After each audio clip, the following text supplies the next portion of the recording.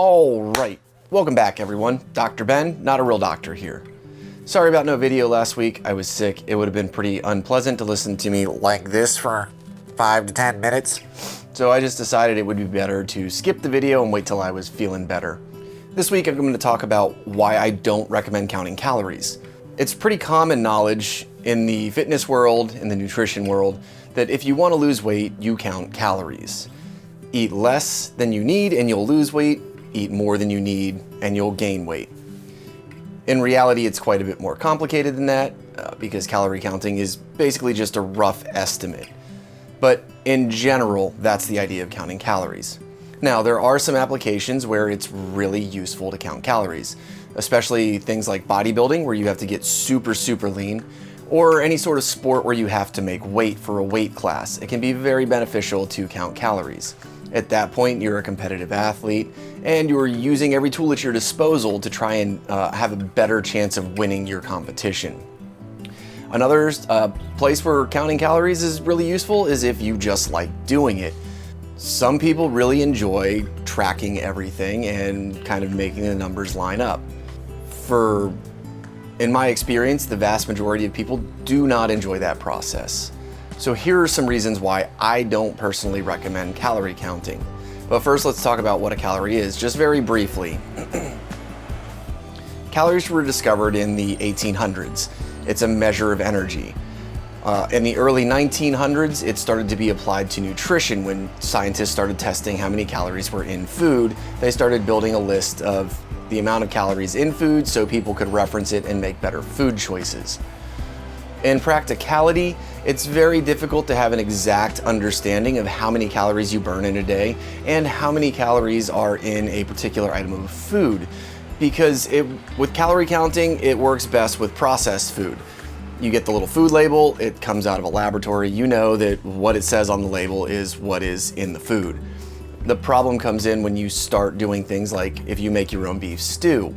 Okay, you can look up how many calories are in a bowl of beef stew, but that doesn't mean that that's how many calories are in the bowl of beef stew that you had. Maybe there was more beef, maybe there was more potato, maybe there's more carrot. So it's a rough estimate on meals that you prepare yourself, how many calories are in there. It also, your amount of energy you need on a daily basis is going to vary dramatically depending on what you do. Some days you may not need very much food at all, other days may be super intense and you could need a lot more. Focusing on just hitting a regular calorie percentage every single day will keep you fairly even throughout, but it tends to ignore the ebb and flow of the body's actual needs. And that goes into my next point of why I don't like calorie counting. It teaches you not to pay attention to your body's signals. You're relying on a list of calorie counting for what you should eat and when, rather than you actually paying attention to your body saying, we're hungry now, let's eat. It does depend. If you're eating a lot of sugar, you will be hungry far more often than you need. And that's just the nature of how sugar works in the body. The other problem with calorie counting is it tends to create kind of a mindset of a calorie is a calorie.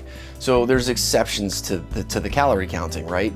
If you eat like 90% of your calories from just basic garbage sugar, it's not going to be the same as if you get your calories from a whole bunch of fruits and vegetables and good protein and good fat.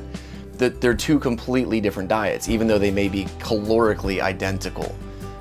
And also on that note, carbohydrates are the only macronutrient that don't have any structural needs for the body. It's purely an energy source, whereas protein and fat go to build body tissues as well as can also be used as an energy source. So just because you eat a whole bunch of calories in protein and fat doesn't mean all of that gets turned into energy. You don't necessarily fuel your body with that. A lot of that's going to go to rebuilding tissues.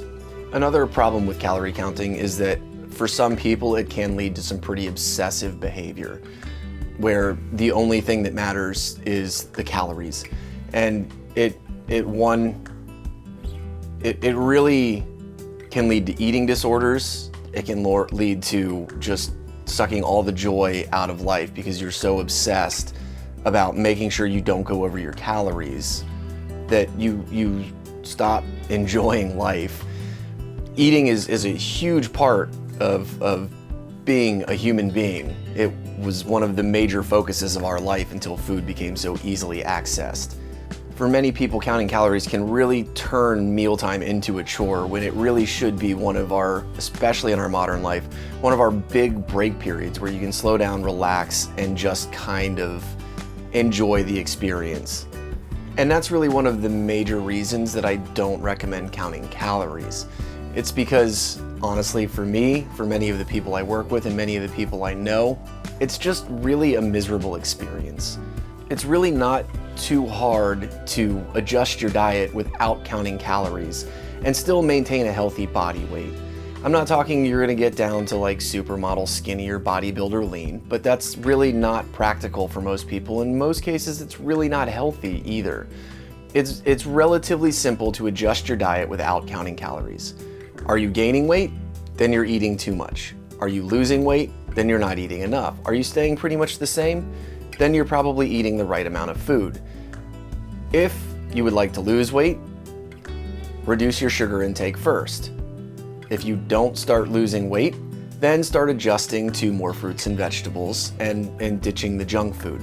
If you'd like to gain weight, you can either add carbohydrate, which may add a whole bunch of adipose tissue, or you can add more fat, which is going to be a better, denser, safer source of fuel because it's going to make you feel full and you won't eat as much. If you're lifting really heavy, you may need to add extra protein to rebuild your muscle tissues. Listen to your body.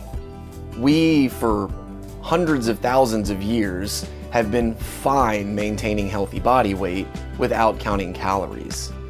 If you enjoy it, if it helps you, then by all means, go for it. I'm not gonna tell you don't do it, but I don't generally recommend it straight out of the gate for clients just because of the reasons I listed.